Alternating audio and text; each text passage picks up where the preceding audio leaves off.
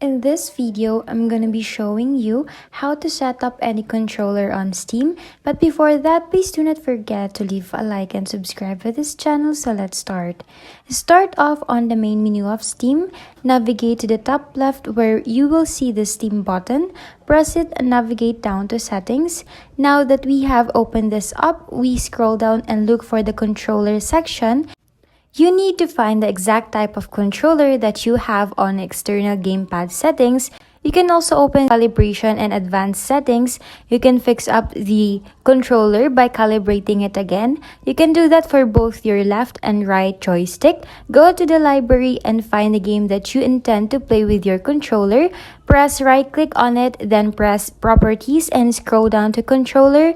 Most of you will have to disable Steam input or use default settings.